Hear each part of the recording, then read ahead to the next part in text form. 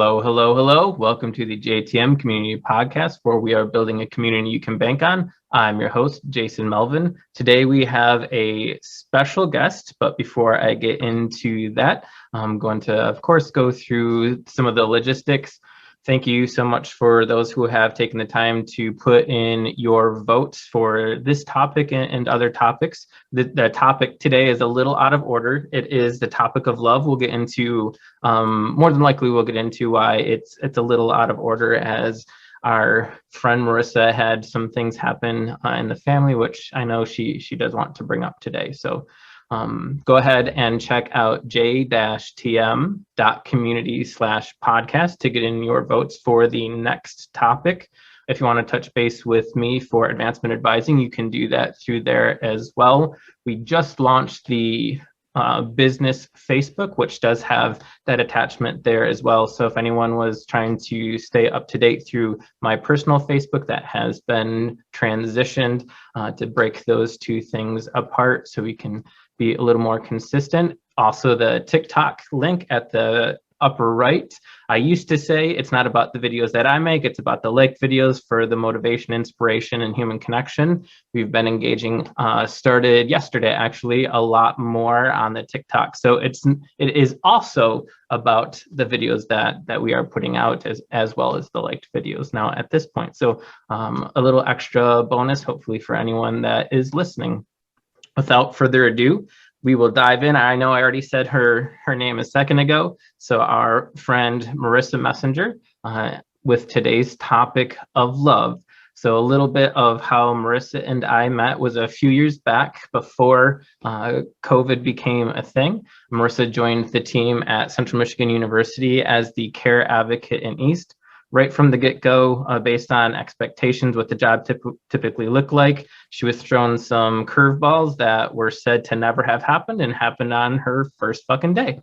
And she absolutely nailed it. So that just gives you a pretty good idea of her ability to adjust and wing it when necessary, which will apply to this very topic.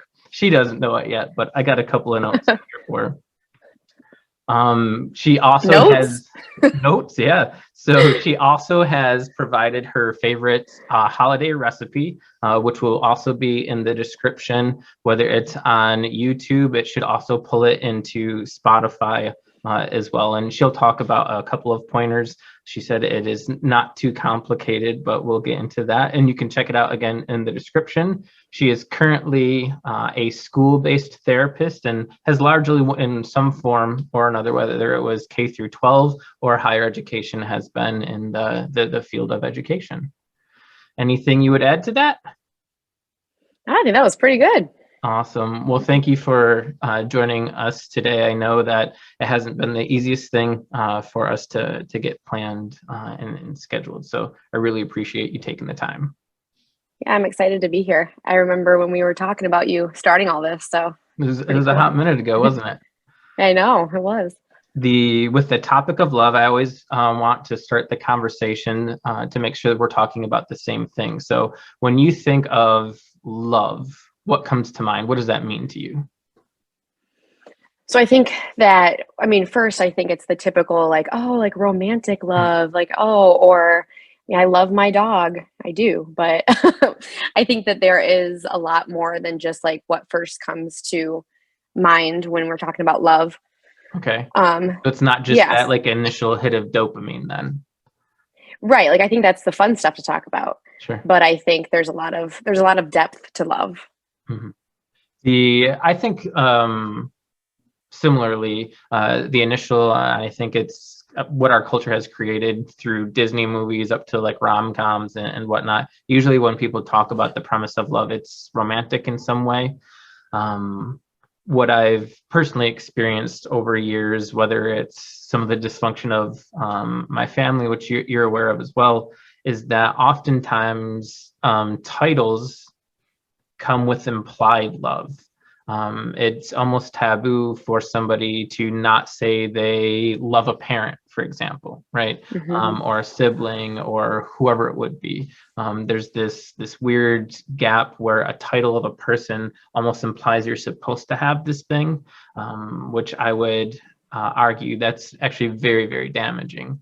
It almost excuses poor behavior in that regard, which love can do kind of at large. It's a beautiful thing, most definitely, but can definitely do some harm. Well, yeah, and I think going off what you were saying, like it's the shoulds we always talk about, you know, in counseling, and I see that so much as like, well, my mom should be this way or that way, and it's hard to wrap your mind around, wait, this isn't, but my mom's not like that, or you know, but we don't have to have mom be mom. You could maybe have like an aunt who is more like a mom or like a typical mom. So yeah, love is weird. Love is weird, and I mean, we don't have a very good grasp of it. Otherwise, we would understand and people would be able to navigate that so much better. But there are places that also capitalize on the idea of love. I mean, if you think of the gazillion, it's an exaggeration, but the many dating formats, right? From all sorts, whether it is people looking for specific people or online, like there's so many avenues of that idea. And again, we're, even as we're having this conversation, we're falling back into the trap of romantic love, right? It's almost like the default concept of that. You, given what has been going on recently, the last, I'm going to say couple of weeks has been, I know, very stressful for your family. So I'm not trying to pry anything, but I want to turn it over to you because you said there's part of this struggle is directly related to the idea of love. So I just kind of want to turn that over to you to talk about. Oh yeah. So I mean, I'm very fortunate that I have a very loving family, and one person that, you know, has actually taught me how to love in so many words, which I can get back to in a minute, because there is an aspect of teaching love where I never thought of it in that way. And anyway, so my grandma actually got, she's been dealing with some things, but she passed away. What was it, about a week ago? Time is kind of hard to even track at this point, but and so I was thinking too, just on this topic of love, like, you know, with love comes so much suffering. And it makes you sometimes think, or I've had, you know, random thoughts like, sometimes you wish you just didn't love because it wouldn't hurt so bad, right? To like lose people or those like go through the pain. But obviously love is, I think, pretty much the best thing in life. And, you know, I'm still going through it, and I don't want it to ever go away. I never want to, you know, stop thinking about my grandma and how much love she gave me, showed me. And, but it's a really fitting topic just because she was so adamant that we, you know, hug each other, we say, I love you, all of those things that they don't seem like a big deal at the time. But then when you look back on it, that's what you hold on to. And just knowing, like, how do you put something that you can't really put into words? And, you know, some of the last like conversations I had with my grandma was just like, words don't describe this. But like being here, you know, holding your hand, those sorts of things, that's really what love is. And so we can put words to it, but I don't think words sometimes do it justice. Yeah, it really sounds like she was a woman with a whole lot of love, and she was very intentional of making sure that people around her and in her life knew that. Oh yeah, she was huge on it. She's also like had a spicy personality, just like fun. It's a Just great combo. like life should be fun, and you should, I mean, get up in the morning and like listen to the birds, and you should watch the sunset, like actually be mindful of those things. And a lot of us aren't. And so it's always like a break when you got to talk to grandma and just be like, like, how is life going? You know, it was just, you knew she was always there for you, and she was always there to listen. So all of those things I'm realizing are love. So it's pretty interesting that we were talking about this. Absolutely. You said something that when I was kind of getting things around that I didn't think of. So when I think of love, I almost always default, not necessarily to romantic love, but to people.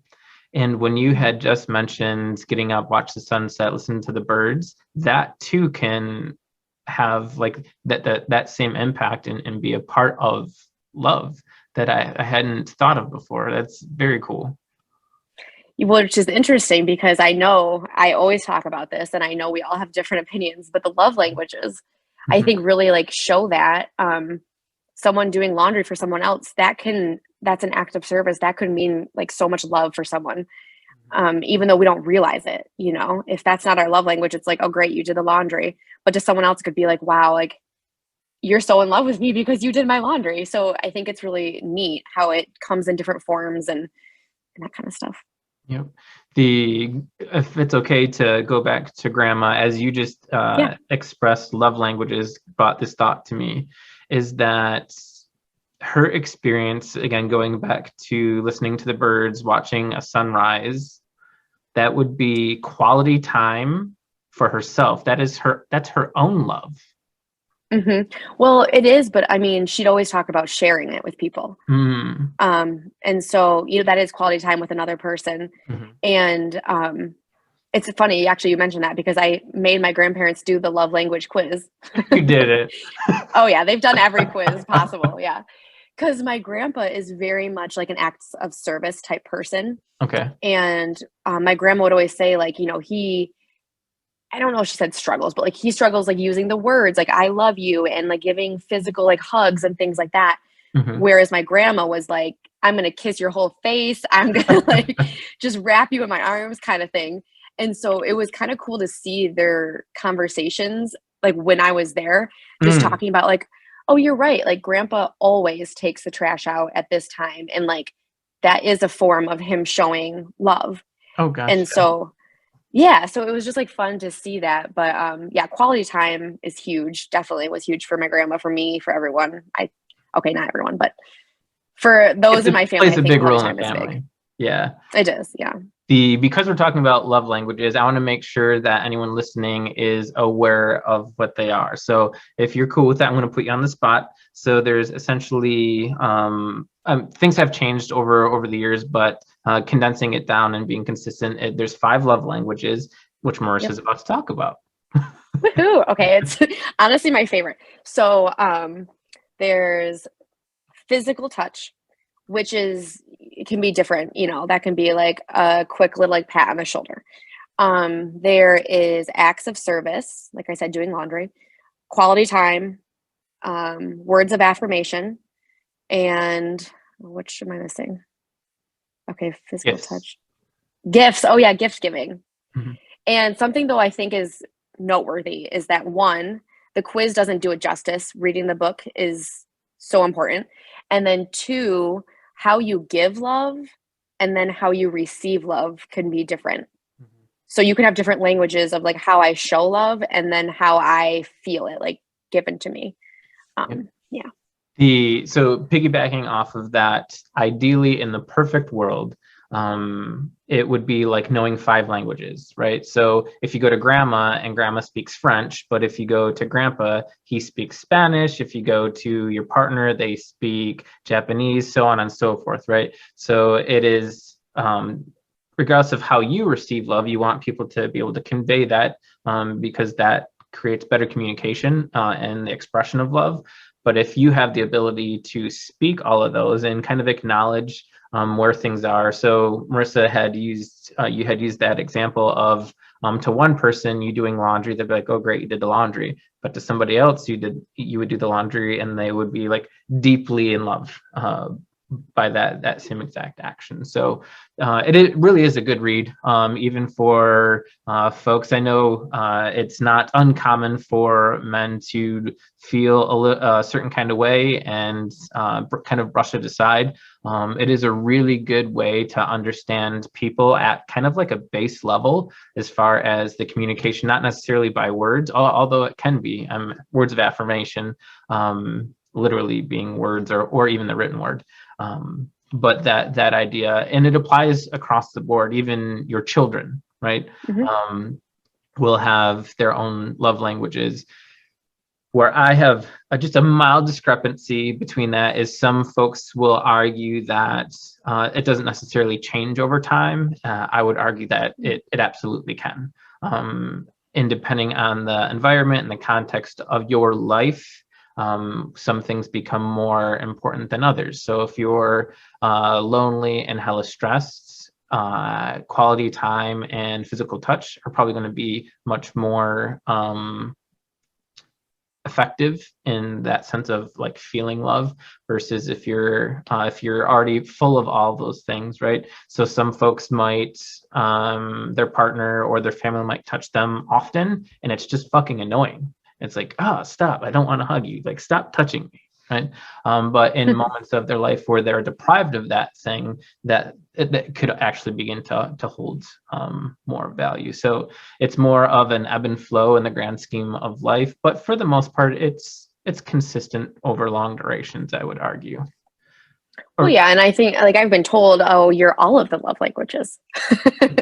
And that's true. Like I think that we need all of them at some point or another, but I think it's more just like these things really speak to me. Yeah. And then those things. And also when I give someone a gift that I know their love language is gift, like getting a gift or something, like it's more of a significant thing than to someone else who is kind of like, it's another thing. I don't really need a thing.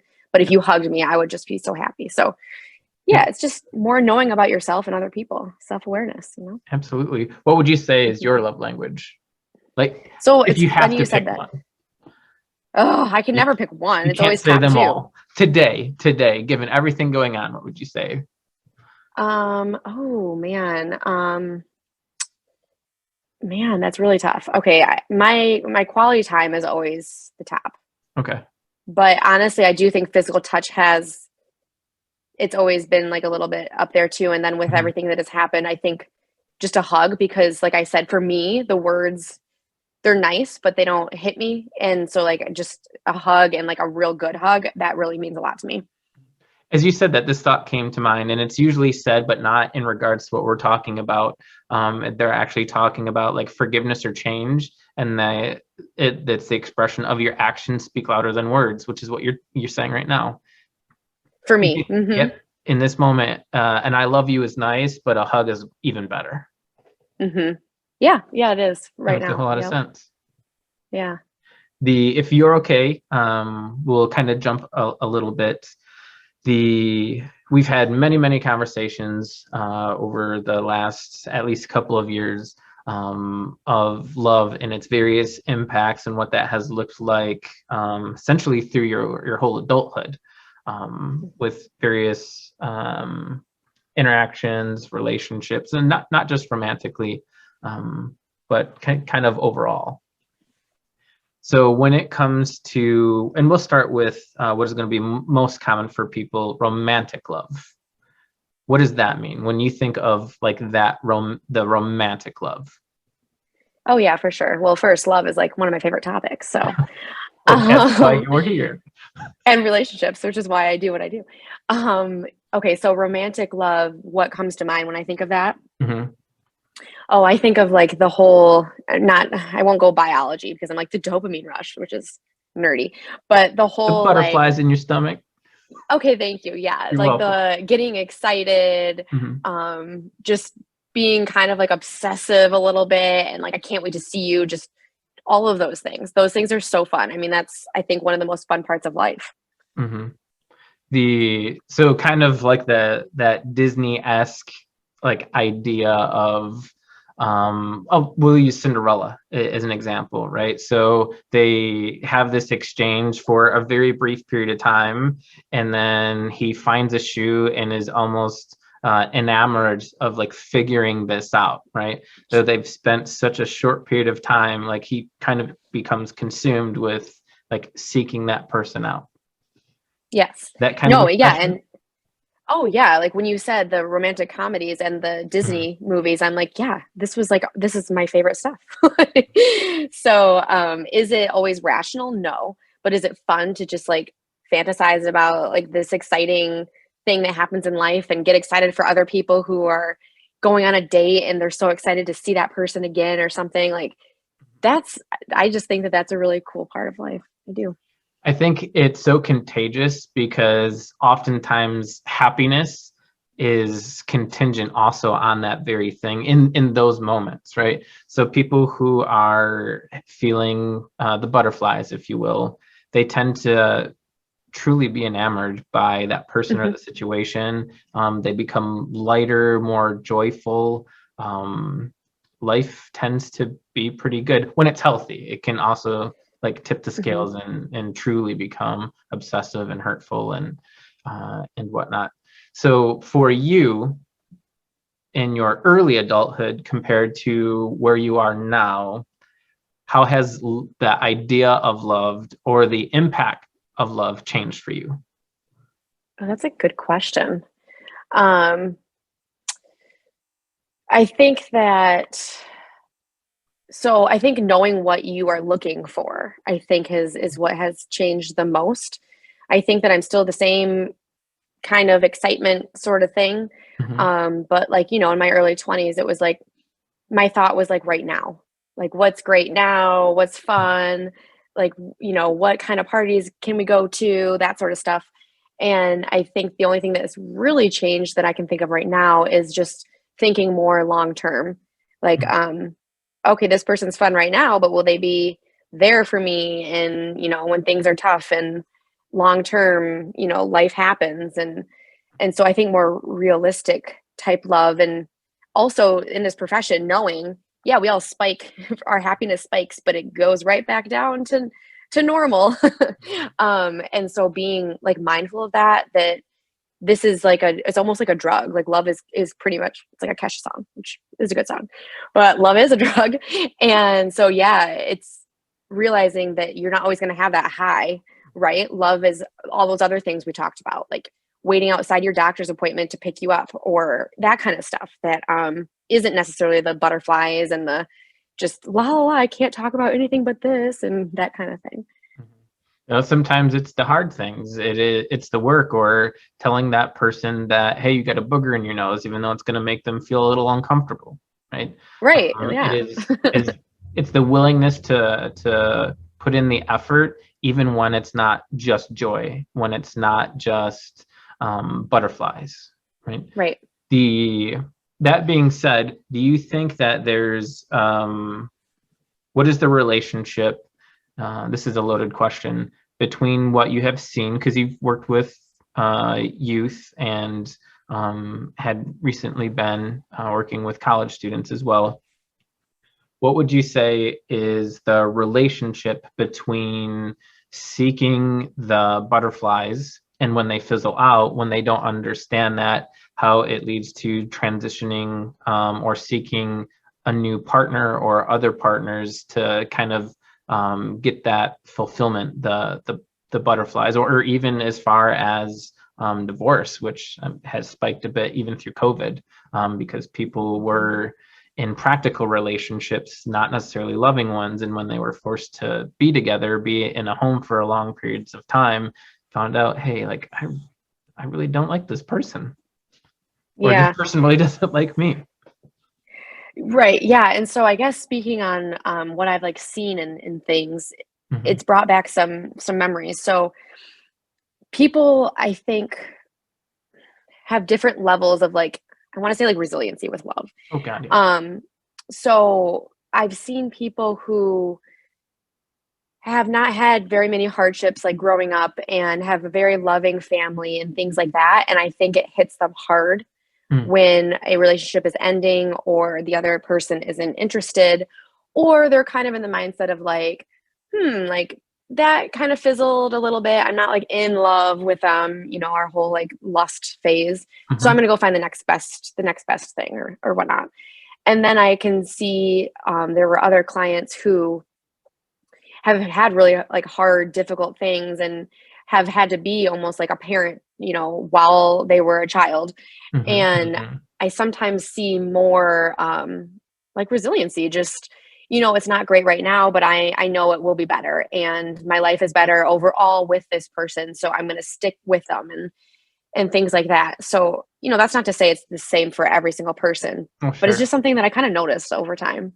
Yeah, there's some kind of correlation between there when people, and I think that comes just with life experience, period, not necessarily chronological age, but life experience when you have experienced the downs, right? The highs can feel that much better. But the flip side, and I'm gonna use your grandma because you had said this very directly a few minutes ago, is sometimes you've questioned the idea of love because with that comes suffering, right? With this wonderful experience, when you have the absence of that, becomes very, very painful, very hurtful. It just dawned on me when I said that. I wonder if that's what people are looking for when they do transition. So when they're in a relationship with this person, they have that sense, and not necessarily that that person passes away or anything, but that sense of love ceases. So they go through like an abrupt suffering. So then they're seeking that again. Sometimes they'll do things to seek it in the current partner or friend, or it doesn't have to be romantically, right? But that fulfillment of love. Yeah. Well, it's interesting you say that too, because I've always considered like a breakup to be people like going through like grieving. And Oh, it is grief. I've for even, sure. it is. And I've always like one analogy I read on, I don't know where it was, but basically like you can even say goodbye to like all of the future plans that you had with that person. So, you know, if you plan to one day have kids together, it's like that is now something that you have to like say that would have been great, but like I'm going to leave that and let it go because it's no longer a possibility with that person.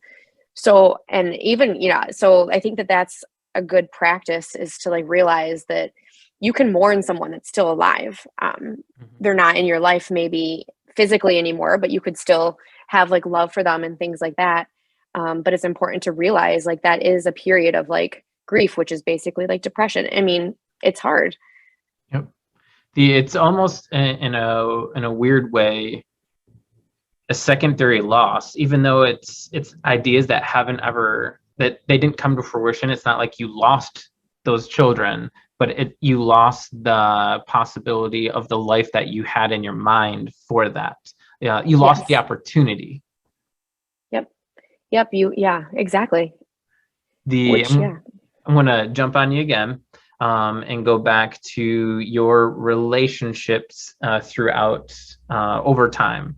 So we've had several conversations about different individuals, and there has been one in particular. You're smiling and you can cut me off at any point, right? About to throw this phone out the window. I'm not going to give a whole lot of specifics, but through our conversations, your view towards, and I'm using this relationship specifically because it's going to be much more tangible, of the idea of love and what that meant. And even throughout our conversations, I saw a transition with you where you began to view it in a much healthier light, where there was a higher level of accountability, both self-accountability and towards that other person. And you were trying to have really good communication and boundaries as you had moved forward. Can you talk about that, kind of that transition for yourself? Because I know that's going to be super relatable to damn near anyone who's listening to this today. Oh yeah, for sure. I mean, this is something that, like you said, a lot of people probably deal with, and I personally struggle with a ton because I like people and I hate letting people go. You wouldn't always know that you like people. Yeah, that's true. I mean, going to the we all grocery have store our now. days. Yeah. If I go to the grocery store during Thanksgiving, I don't like many people. No, so I think what happened, kind of, is it's more fun, I think, to be in the emotional state and the like romanticize things and fantasize about like, oh, this could happen or that could happen and remember this great time. And a lot of breakups, that's what we do, is we like romanticize our past. We forget about you know, the annoying things, and if that person came back into your life, those annoying things would still probably happen, and then you'd re-question yourself. So what I did throughout our walks and talks was kind of try to be more logical about things and like pull myself out of the emotion as much as I could, to think like practically.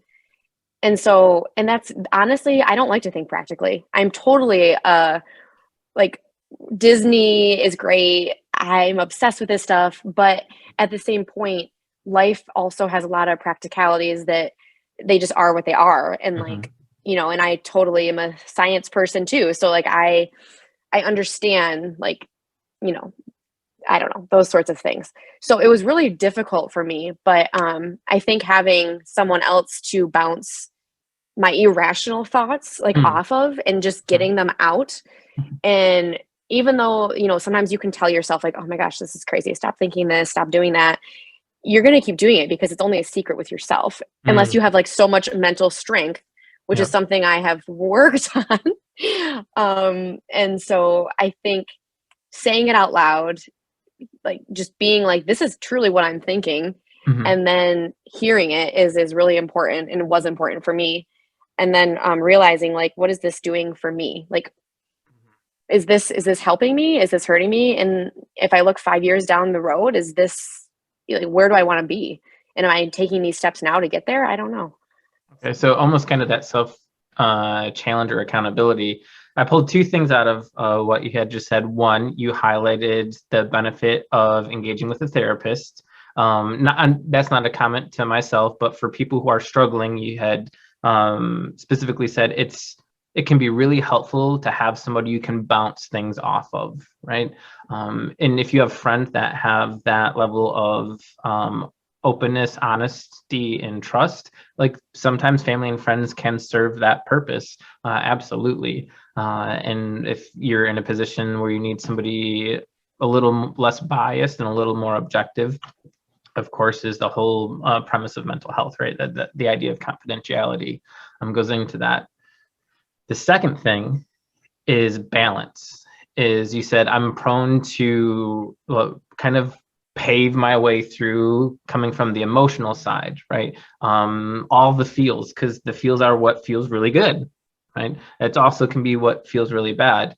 But it was the balance between that emotional side and the logic side that kind of helped you transition or understand things more, well, as you said, long term versus, is this feeling good right now? And if it is, like, I'm just going to be wrapped up into that, start planning weddings and babies and our life together, right? Versus slowing yourself down in the idea of, hey, is this good right now? And what potentially would that look long term? And kind of slowing yourself down a little bit. Right. And I think that like on our walks, you have different perspectives than I have. Sure. And I always like value that, because who am I to say that I'm always right? I'm not. Like, I know that for sure. Mm-hmm. So it's like fun to hear. I'm not either, like, though. So just making that very clear. Oh no, I know. And I'll be like, not right. And in my brain when you're talking, I'm like, oh yeah, whatever. No, I'm just kidding. But once in a while, I'm like, oh, fine. Okay. You are right. Like, I guess I'll just let that sink in. But it's just fun. It makes you actually think. Mm-hmm. And I think a lot of times we go through life just like on autopilot and like, okay, well, this person, I met them and I like them, and we just continue on, not realizing like it's a choice. And sometimes it's a very difficult choice, but maybe we're for the better to get out of something or stay in something. It's different for everyone. But yeah, I think just knowing that you have power to kind of control and navigate your own life is something that is important to realize throughout, or something I've realized throughout all this.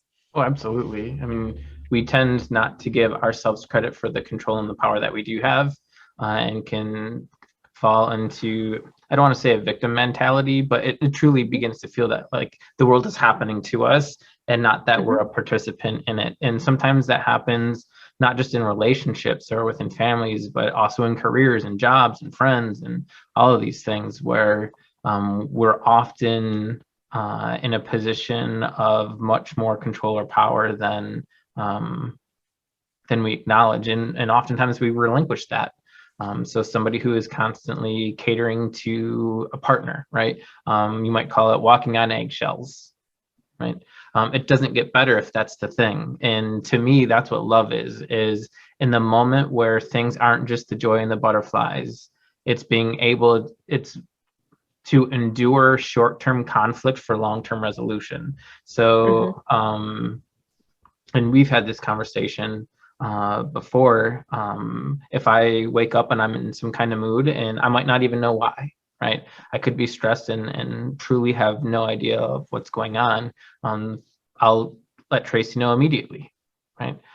Because she doesn't deserve me to be shitty, and I don't want to be shitty. So it becomes twofold. One, she now has the expectation, and two, I have the accountability. Am I perfect all the time? Hell no.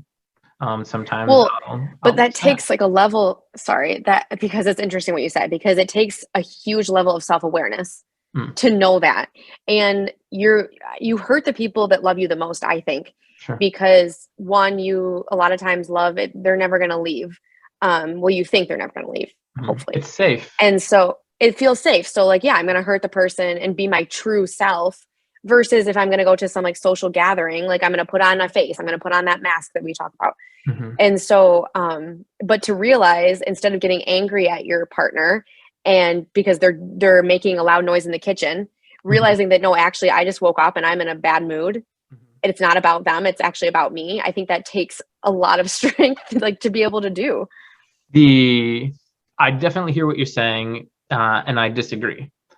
Okay. Because if you feel a certain kind of way, the person who's feeling it knows that they're the only one that does.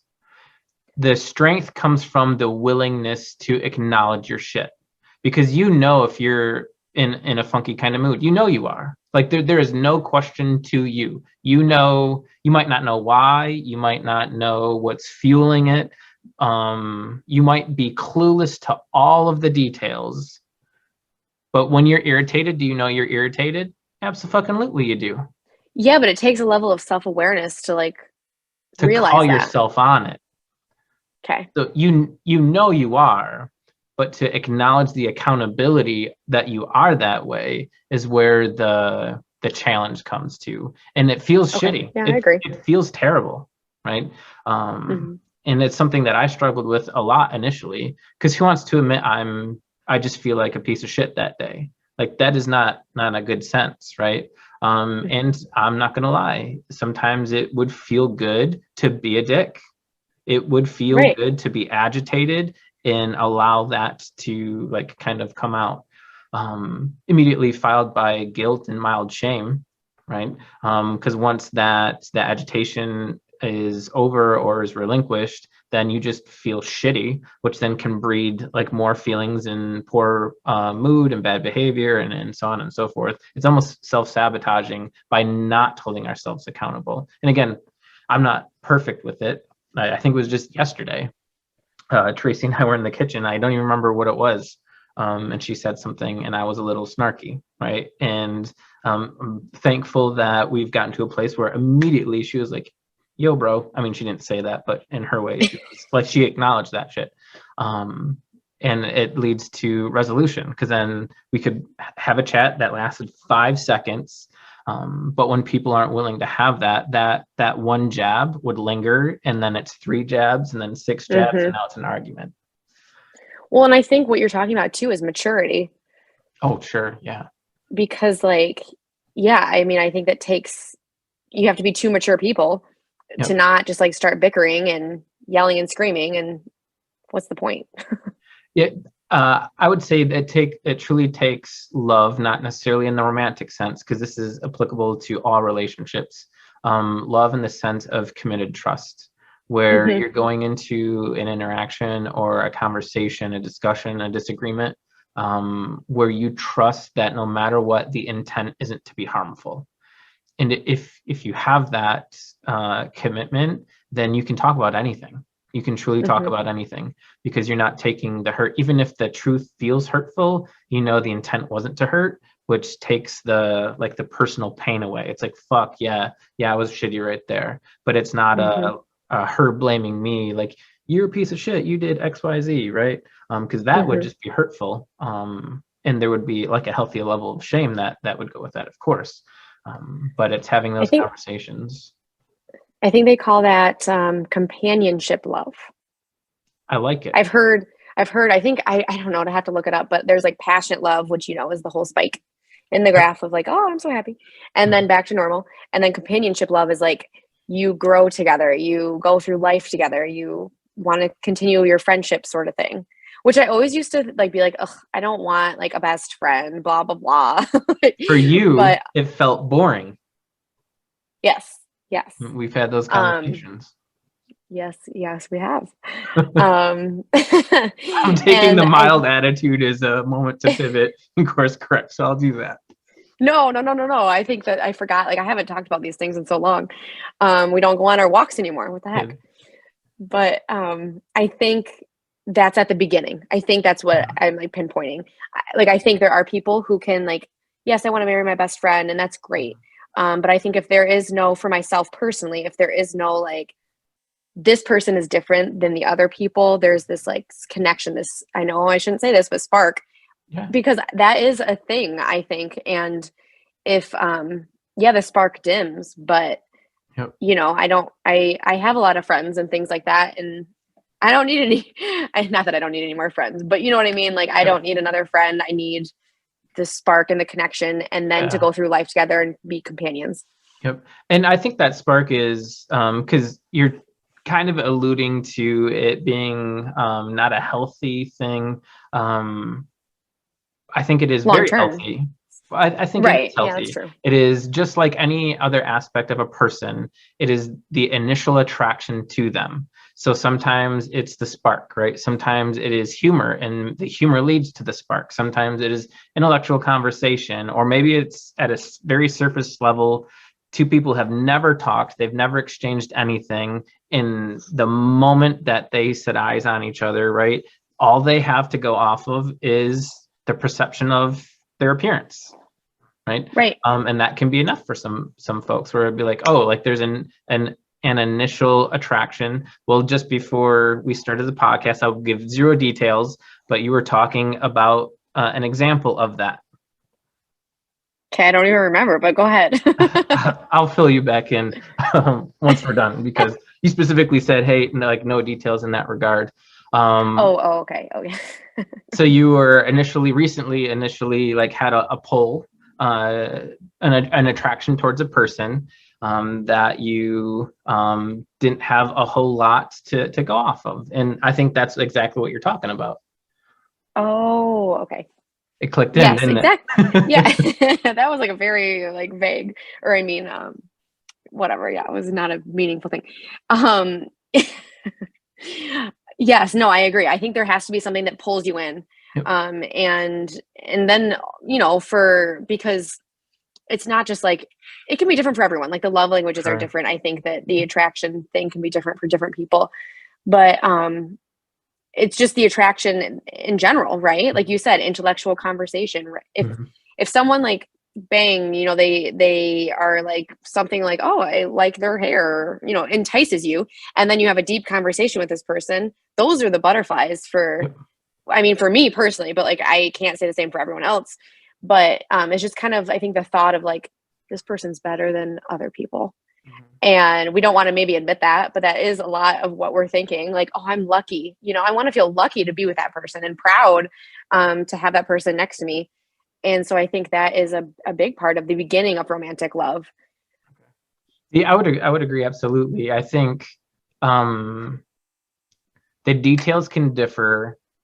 The process itself can be very different from one person or another, but it's similar in impact or effect. So some people, going to with what you said, want to marry their best friend, right? So these two people became friends, and through that friendship, embers were kind of created, which had turned into a spark and had blossomed that relationship. Right. And other people, which I feel like tends to be more youthful, they're more reliant on an initial spark, right? It's like that knee jerk, oh, like, wow, she's beautiful. Wow, he looks so good, right? Or it'll be the joy, the laughter, the those moments. And I mean, we also can acknowledge the trauma can connect people in those very same ways, right? Which often gets misrepresented because they believe it is a connection or love, and not understanding like the impact and process of how trauma can influence those things as well. I was going to ask you a question and I forgot. Well, when you were talking, I was thinking, you know how so many people say like, this person's so perfect for me on paper. Mm-hmm. And that's another thing that I think Mm-hmm. is the logic versus the emotion type thing. It's like, Mm-hmm. logically this person's perfect, but do I like feel like I want? And sometimes logic is, maybe that's the smarter way to go. Sometimes like we get along together, we want the same things in life and things like that. And if those two people find each other, then that can work out really well. I don't think someone's love is better than someone else's love. Sure. You just got to find compatibility. Love really isn't like a logical thing when we try to think about it. It isn't, but some people I think try to create the logic of it. Like, Mm-hmm. Which I love this. Yeah, go ahead. It's almost every dating app or online dating anything. It's trying to approach love from a formula, from a logical compatibility. I can't even remember. It's like a not a rating. Algorithm. Yeah, it's It's like a percentage of like you match this person like 97% or like whatever that is.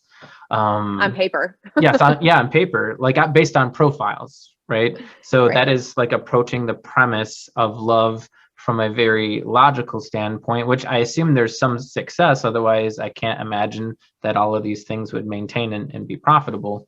Maybe they would, because everyone's looking for love from one degree or another. Well, I think that like I'm totally a believer in like apps and things like that. Mm-hmm. But see, like the companies are the ones that do the algorithm, and then it's up to the people to do the swiping right or whatever. Yep. And what I think though it's done, getting me on the apps, you're getting me on the app tangent, but I think it has brought so many options to people that I don't know if that's good or bad. Just like I think it was Modern Love by Aziz Ansariya, the book, another good book. He talks about how like back in the day, people only knew the people like next door, the people in their neighborhood, people at their church or their, in their small community. And you kind of created love with who was around you. But now you can find someone in like Japan, like you can find someone halfway around the world from you and then fall in love and make it happen. So the question I think is like, are that many options good? Or is it too many options? And that it's made all the rates go up higher, like less children being born, less people getting married, more divorces. I don't know all those different statistics, but oh sure. When you know that there's it's like anything else in the sense of being spread too thin, right? So when there's constant alternatives, like on the daily basis, somebody could enter an app and go through 30 people, right? Where there's always an alternative. Not always, but I can see how that would lend to investing in fewer people more significantly, right? As we're saying this, it's making me think of especially through COVID, but happened even before then, is people aren't interacting personally like they used to, is things are becoming much more digital, online related. So you'll have somebody who has, by the numbers, might have 3,000 friends, but they're lonely as hell, right? So they have all the interactions online, but that isn't fulfilling them, whether it's we're talking about love languages here or anything, any other idea of it, where that's still not fulfilling. And I think that might be part of the downfall. There's convenience that comes with it, but there's the other side of that coin as well. Well, right. And I think too, again, when that spark fades and you want to find another one, you don't even have to go out to a bar and look for someone. You can just sit in your bed and swipe on people you think are hot. I mean, that's like a big downfall of the apps. But you were also alluding to like social media in general and how we see other people, and everyone says, the highlight reel, and it really is. You see all these great things about people, like, oh, like we just bought a house and we just did that or whatever. And that's great. And then you go and see those people in person and they're fighting and bickering all the time. And it's like, wait a minute, I thought their lives were perfect. And so there's no dose of reality through social media sometimes. It's almost like you're watching Disney movie after Disney movie. It's just it's all the fairy tales without seeing kind of what's behind the curtain. I want to transition a little bit because you can speak to this pretty well. I'm trying to. I can't think of a more gentle way to throw it out. So just throw it out. It's good. Can you talk about? We've talked a lot about the positives of love and kind of what that looks like, but also some of the pitfalls. Can you talk about how love can also be blinding? Yeah, I mean, obviously, yeah, it definitely can for, I think, all of us. I talk to my friends about this so much too. It's just, it's just fun. This is like, what is the best thing to talk about? Just love. But, yeah, I think that it makes you question once you start really falling in love with someone, I guess I'll speak for myself. I'm more apt to forgive certain things or change myself to be with that person. And it doesn't happen often, honestly, that I fall in love. I'm not like someone that's like, oh, I love that person. So when I do, it's like a very deep thing. And I'm very strong in myself. And so when I realize that I'm starting to think like, how far would I go for this person? Then I know I'm like definitely pretty deep in it. And so, yeah, and I think it brings out the things in you that make you question yourself. And I hope it does make people question, because if you're just blindly like, I'm going to change my whole life around for this person and not questioning it, then there's other problems. But it's something that you can, for me personally, I get to the point where I'm like, okay, is this worth me completely changing who I am? Or do I want to still be me? And would I be, thinking about people, like if they came to see me at my house and it looked a certain way, or it just wasn't me, and people that I love and care about would know that. And so I don't want to be embarrassed, someone coming to see me and my significant other, my partner or whatever, and them being like, who are you anymore? Like that's terrifying to me. But I think it's easy to do. And I've learned that is something that can happen to all of us. Yeah, what I really hear you saying is it's kind of the distinguishing between a healthy level of compromise within a relationship versus self-sacrifice for that person. Compromise being it's mutual, it goes both ways, there's an ebb and a flow, and then sacrifice is killing a part of you to appease or become what they want. Often, that could be in a good way, often not.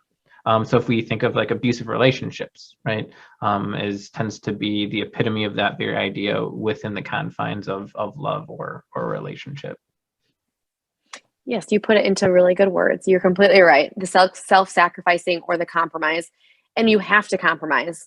No, everyone has to compromise. Otherwise, no one's going to ever be with anyone. So I think compromise is good, but knowing what level what's your what's that point? That stopping point. What's that called? The boundary? Yeah, exactly. Your boundary.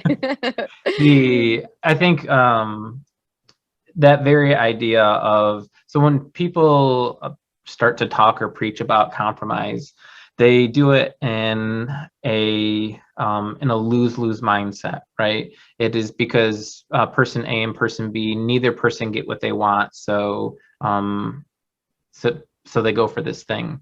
And that's all based on perception. So if you're in a relationship with a person and you're having a conversation, it doesn't even have to be romantically. So a friend, your roommate, I'm going to say your roommate, and the two of you are trying to kind of figure things out, and you want A and she wants B. Anything that's not A or B, like people have the perception like that's a lose for both of you. But if the goal is maintaining a good relationship and working on your relationship, both of you getting a mild degree of what you want is an obvious win, right? So that would be like going to the movie and you want to get popcorn and you want to get candy, right? But you want to go with a friend and go to the movie, but you're not able to get popcorn. So then you say, I don't want candy. I don't want to go with you. And I don't want to go to the movie, right? Because it wasn't exactly what you wanted. Yet you could still go to the movie, you could still go with your friend, and you could still get candy, just not popcorn. Right? But people view it, tend to try to put the spin on the idea of compromise, which as being negative. But again, being mindful, and I think that's the slippery slope, is when they're not actually talking about compromise. They just don't know it. They're actually talking about sacrifice, which is giving these aspects up for that other person, and which is often violates boundaries, and can be to a detriment degree. It can be to a lethal degree. I mean, it's not uncommon, unfortunately, that those things happen. So I want to jump to another topic. We chatted about it just before we had started recording, and it's in a million rom-com movies. I think there's actually one with Ryan Reynolds where they like body swap. So he's a single, I think it's him that's a single man, kind of living that like bachelor life.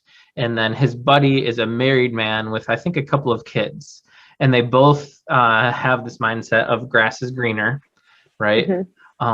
So what have been some of the familial or societal pressures about the idea of romance and love that you have faced growing up, and how do you navigate that? Look at you with these good questions. It's my job. Also, I don't know. I've like sort of seen that movie. Wouldn't go in my top rom-coms, but okay, I'll give it. Anything with Ryan Reynolds goes in the top of anything for me. You said Ryan Reynolds, and I was like, okay, yeah. Okay, so yeah, I think it's interesting. I've had time to actually think about like societal pressures and how significant it is, and holy cow, it is. It's huge. And also just like how perspectives have changed, right? So when I was like 15, I'm like, oh yeah, this is going to happen. And then this is going to happen at this time. And then bam, bam, bam, whole timeline of life, which I do think sometimes is a bit more of a female perspective, just because we're so biologically wired for time when it comes to like pregnancy and things like that. And so that's a whole nother thing, the topic. But yeah, I think the idea of having a boyfriend at like Christmas, or a partner, girlfriend, boyfriend, whatever, having a partner at like these pivotal moments in your life, like who's holding your coat at this party and who's driving you home. And, you know, it's a we kind of thing. And there's definitely pressures with that. And to that, I say, screw that, because sometimes it's more fun to be on, you know, an I versus a we, but then also sometimes not. Like one is not better than the other. You can be just as lonely single as you can in a relationship. And so I think that that's another whole topic too. But the pressure of getting engaged, getting married, having children. So there's certain things I know about myself that I want in my life. Like one of them is having children. Anyone who knows me is 100% sure about that. I've known since I was a child. And so what's cool about our society now, though, is that things are changing a little bit where there's more options. If you haven't, if you haven't found the person you want to have a family with, you don't necessarily have to have found that person at that time. There's other ways to go about that. And in general, like, you know, people were getting married at like 20 something, early 20s. And that's been pushed back too. Because I think with education and all sorts of things are creating that push. And I was just reading another article about how a lot of couples are choosing not to have children altogether, at more rates than like ever before. And part of that is, and there's a good reason for it. So I think society has definitely changed. You know, back when my parents were younger, it was like, wait, you're 23 and you don't have a man, like that kind of thing, that kind of thought. And I've been really lucky and fortunate that I've never had family put any pressure on that at all. And in fact, they're just like, you're like, you're always fine. I'm like, well, what about this? They're like, you're fine. Like, So they're almost reminding you of the opposite of that like that pressure isn't there. If it's there, it's you doing it to yourself. 100%, which I'm fortunate for that, because I can see how that wouldn't always be the case. But in just becoming more like, you can't really plan your life. You can try, but I mean, it's kind of never goes accordingly. Absolutely not. Exactly. So I don't even know if I answered your question. I just went into a bunch of my different monologues. You absolutely did. With taking time to understand like the societal pressure, which is a little different with the family being very accepting and not trying to create an expectation of you, versus societal, which I agree has been definitely changing over the last like 15 or so years. But prior would have been a push to date when you're dating, then there's a push for marriage. When you're married, there's a push for children. It's always this next thing based on what other people are determining you should be doing. And who's asking if they're happy? Right? Like, it's like, oh no, it doesn't matter who, like, this person came into your life. Like, it's your time to get married now. Like, okay, but then look at the divorce rates. Like, maybe we should think more before moving into that I don't know. Yeah, it's almost has been treated like a formula for a successful relationship, but the research, the numbers, again, the rate of divorce would show that that's not true. But yet it, for a long time, was pushed like this is the process of things. And I know there's a big part of that it's cultural and it's different in different places. But we can really only speak to our own experiences in that regard. For right. Sure. And I think asking yourself, and I never realized how many people don't ask themselves, do you actually like this person? Especially, not to get like gender stereotypical, but like a lot of females I have encountered, like when I ask them, like, that's great that they do all these things, that you have this person to bring to these parties and blah, blah, blah, but do you like them? And it's something that is so simple, but I think it's worth asking. Yeah, it's kind of your whole life with them.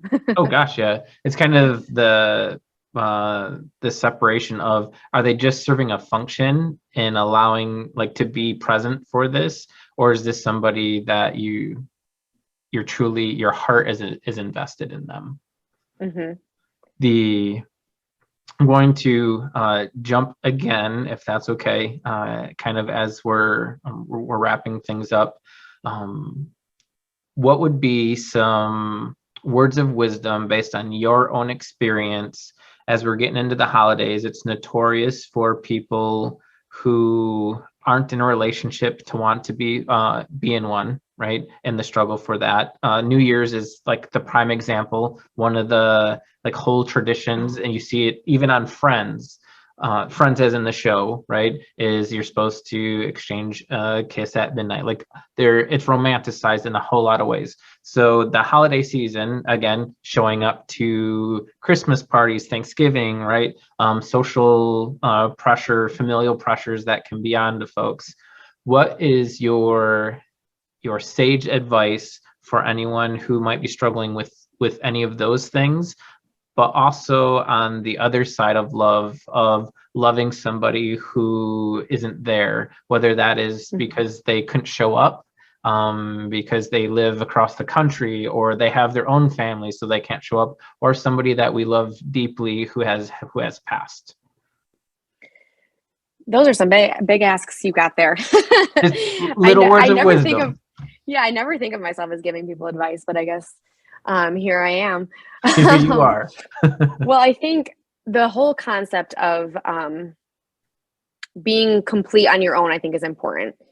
If you are going into a holiday thinking like, I can't even go to this because I don't have someone else, then we need to think inward and think about, what is it that I'm missing? Because as a whole person, you should be decently okay going into situations. And remember that just because someone's in a relationship does not always mean that they're happy. Mm-hmm. Not that I wish that on any relationships, but people are constantly asking, like, why are you single? Why are you single? Well, why can't the single person say, why are you in a relationship? Right? That's so anti what we do. Mm-hmm. But it's just as valid as any, constantly being asked, like, why you're single. So I think just knowing, being confident in yourself, and that, like, there should not be a timeline on this.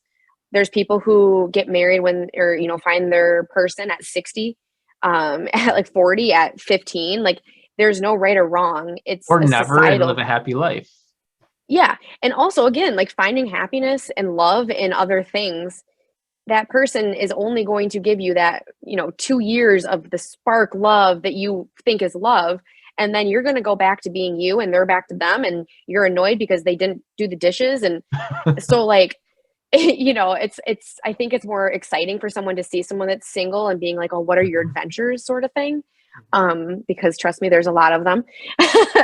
But at the same time, if you are, like, confident in yourself and you're whole on your own, you don't technically need a significant other at that time. And so, yeah, I think that that's my words of advice.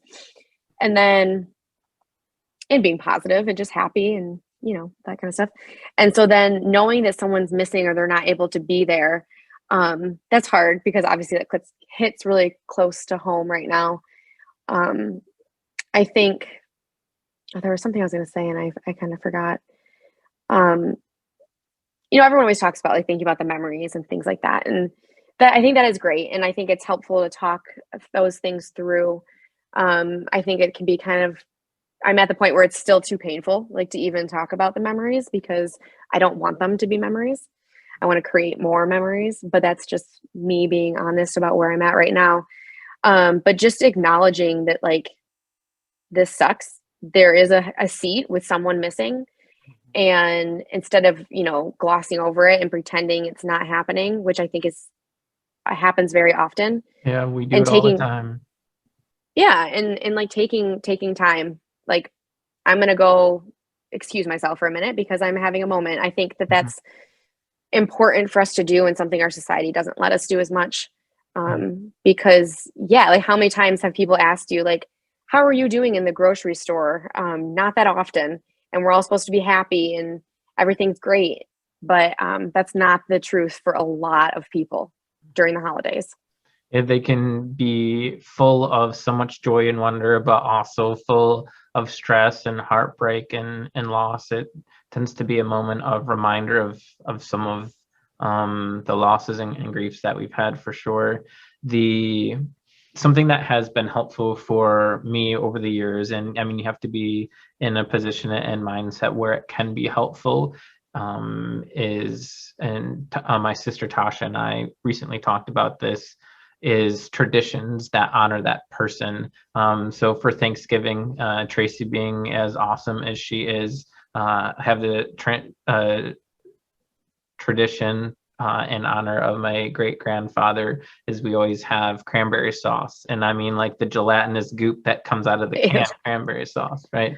And even if I just have a couple of bites, like, that is me keeping and honoring his place in my heart, and the direction and joy he had created for me to not be a giant piece of shit. So it's kind of a reminder and an honor for him in that way.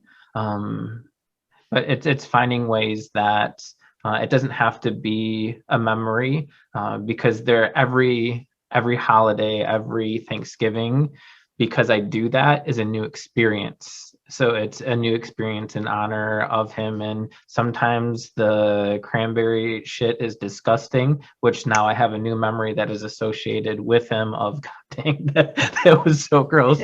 And sometimes it's delicious.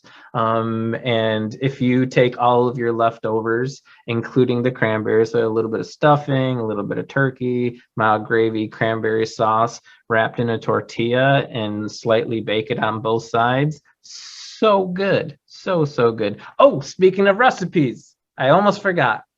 So you have a recipe again. It'll be in the description. I've completely jumped to Oh, the no, you're good. topic, but I want to make sure that you explain a little bit. So this dessert is called. Yes, this is called Christmas crack, which There is is no there is no cocaine in I anywhere of haven't this gotten to recipe. the recipe yet. The fun version. No, I'm just kidding. So yeah, this it's funny. I have a story because I made this when I was working at my one of my first like counseling jobs. And so I was like, oh, I love Christmas crack. And we always make it in my family because it's addicting. Like it is, it's Mm. sweet and salty. So really quickly, it's basically just like salty snacks. So popcorn, I love Fritos in it and Chex Mix, that kind of stuff, M&Ms. And then you just douse everything in white chocolate and mix it and then let it dry. And it's honestly, it's better than it sounds. So I was passing it No, it out to sounds all pretty my good. but it's easy. So I was passing it out to my coworkers in front of clients, and I'm like, "Here's your Christmas crack. It's so addicting." Blah blah. And I was like, "Oh my gosh, I shouldn't be saying this right now. Like this is not appropriate." So, anyways, I still do call it Christmas crack, but just watch who your audience is when you're talking about it being addicting. The is kind of condensing down everything that we had talked about. I encourage people who are interested, or even if you're not interested but curious, to check out the love languages. It is a really cool thing to understand and will help all relationships in your life, even some of the more superficial ones. Because if you have an understanding, you can help communicate with that person, even somebody that you struggle with more. Might be more advantageous. But absolutely, for the people who are close to your heart, friends, family, loved ones, partners, whoever that would be, is a really cool thing to check out this holiday season. You had mentioned another book by, I think it was Aziz. Oh yes, I'm sorry. Yeah, modern. I think it's modern love, modern romance, modern love. One of those, but it's got a lot of statistics in it. It's very interesting. Not what I was expecting, Mm-hmm. but it's very, very just Kind cool. of I liked breaks it. things down a little bit, it sounds like. Hmm.